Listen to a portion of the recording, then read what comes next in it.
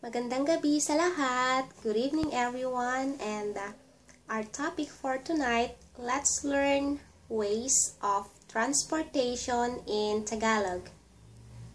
And by the way, just wanna tell you that transportation in Tagalog is transportasyon. The Tagalog word for transportation is transportasyon. Okay, now let's go on our Tagalog words. First one, kotse. That's car. Car is kotse. Kotse. And we have train, or in Tagalog, tren. Tren.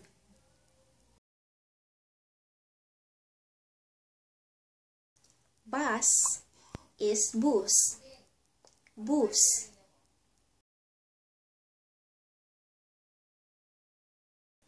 Bicycle, bisikleta. Bisikleta. Bisikleta.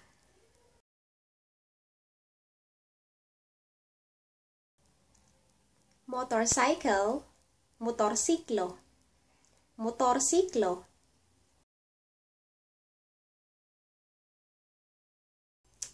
Airplane, eroplano. Eroplano. Eroplano.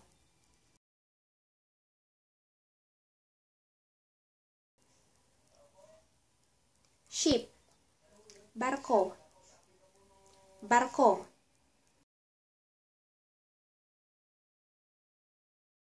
Boat, bangka. Bangka. Bangka.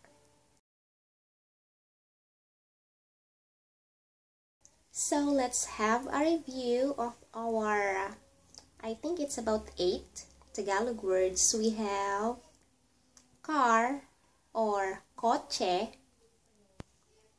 bicycle, bisikleta, motorcycle, motorsiklo, airplane, eroplano, train, tren, ship, barko, boat, bangka, and